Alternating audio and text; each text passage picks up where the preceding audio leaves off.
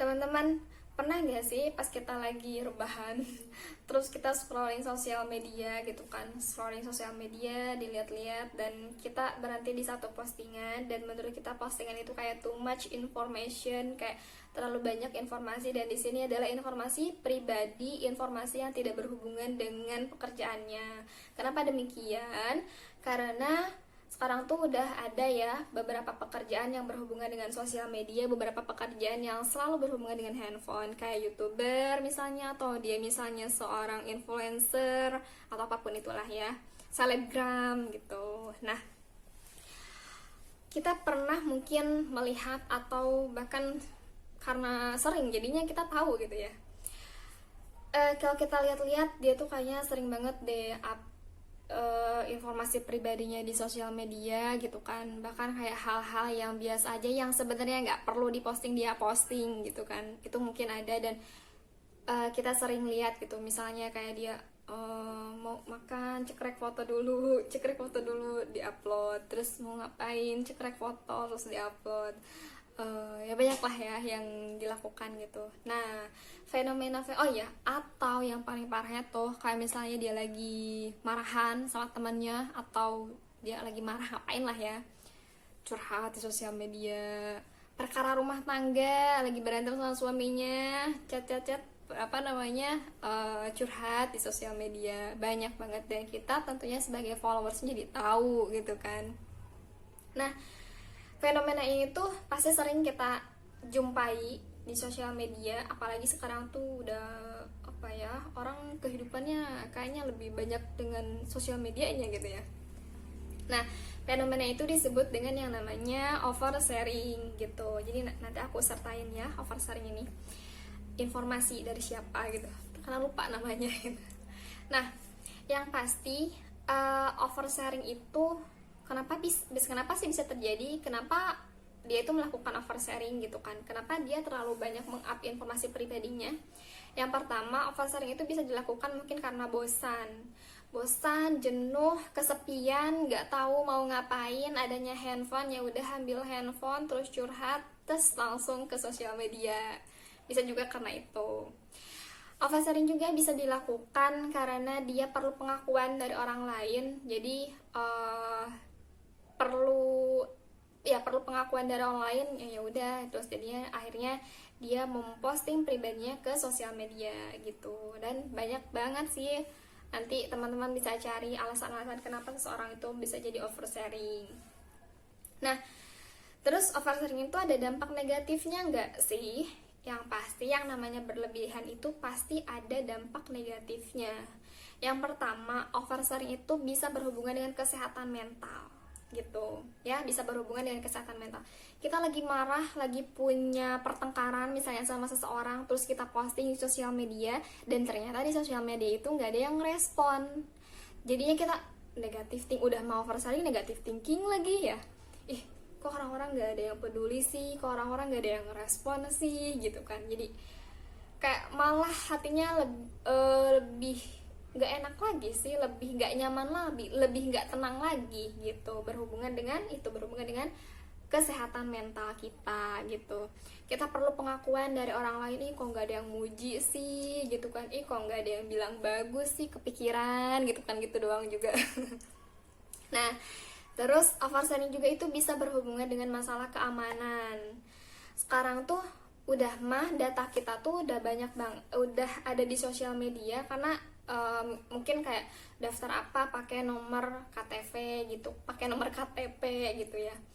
Nah, ditambah lagi kita yang terlalu meng-up pribadi kita, misalnya sampai ke kartu ATM aja tuh diposting gitu kan, dapat kartu ATM baru diposting, ya orang lain jadi tahu gitu kan.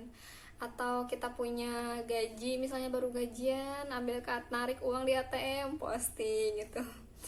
Nah, itu berhubungan dengan keamanan, dan mungkin itu akan memudahkan seseorang yang ingin berbuat jahat kepada kita. Ya nggak sih, teman-teman pasti sering deh denger berita-berita di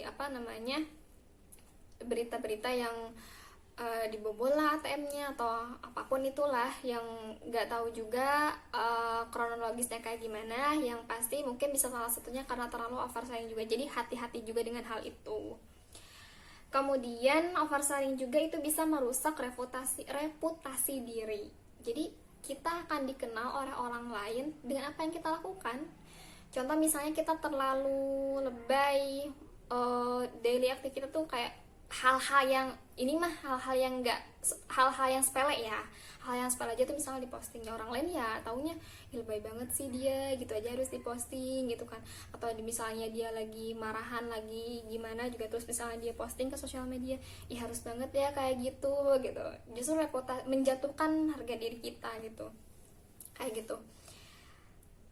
Kalau misalnya kita dikenal, contoh ya, teman-teman mungkin tahu ya kayak Sergei Navita, beliau sering memposting yang berhubungan dengan politik, yang berhubungan dengan pemerintah, pasti postingannya dicari gitu, dan beliau dikenal sebagai influencer kayak gitu. Jadi apa yang kita posting, kita nggak bakalan bisa narik lagi gitu ya, orang lain akan tahu kita seperti itu gitu.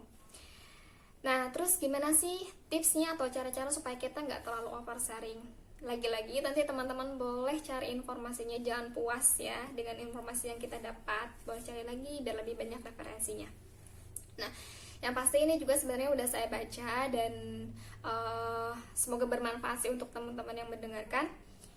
Yang pertama itu mungkin yang pasti kita harus menjauhi sosial media atau handphone ketika kita sedang merasa emosional gitu.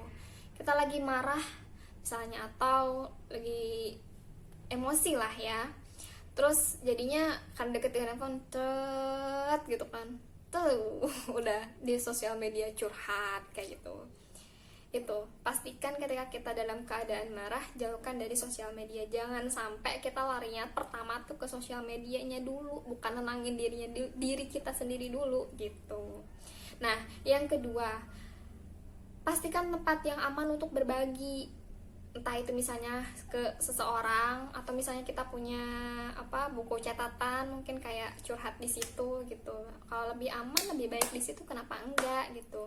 Kalau misalnya mau ke orang lain, ke teman kita juga boleh kayak gitu, yang pasti dia bisa dipercaya sama kita gitu. Lebih baik ke situ daripada ke sosial media, karena kalau ke sosial media itu ya dilihatnya banyak orang gitu, bahkan publik gitu, bukan satu atau dua gitu. Dan nanti ketika kita udah nyesel, kita nggak bakalan bisa narik lagi informasi yang udah kita bagiin kayak gitu kan. Nah, kemudian yang keberapa ya, tadi lupa, ketiga ya. Yang ketiga itu usaha untuk berpikir dua kali ketika kita mau memposting sesuatu gitu. Kalau misalnya ini juga pelajaran banget sih, saya pernah melakukan itu dan belajar banget dari hal itu gitu kan.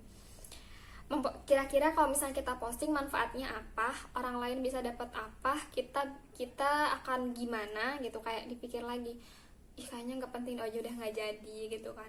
Tapi kayaknya perlu deh biar orang lain tahu, ya udah berarti kasih manfaat buat orang lain gitu. Jadi jangan cuma sekedar kita mau posting tapi kita nggak dapat maksudnya kita bukan nggak dapat apa tuh, dapat pujian enggak, maksudnya kalau misalnya itu nggak bermanfaat ya udah mendingan nggak usah gitu. Karena di sini lagi-lagi ya, oversharingnya tuh bukan hal-hal yang bermanfaat, bukan kayak kelebayan atau kealayan kita yang sebenarnya nggak harus diposting gitu. Kalau misalnya itu dengan pekerjaan mendatangkan manfaat buat orang lain, informasi buat orang lain, itu kenapa enggak untuk kita lakukan gitu.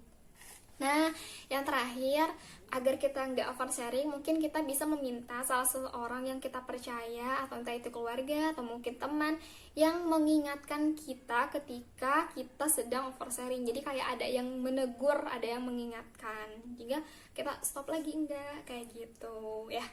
Nah, itu mungkin informasi tentang oversharing. Yang pasti ya, kehidupan di sosial media tuh ada dampak negatif dan positifnya. Yang jelas pintar-pintarnya kita gimana cara makainya aja, mau dipakai apa, mau bermanfaat buat apa gitu. Dan selain untuk berkomunikasi dengan orang jauh, selain untuk berkomunikasi, kira-kira kita mau menggunakannya untuk apa, kayak lebih berpikir dua kali lagi agar kita nggak termasuk kayak orang yang oversharing itu.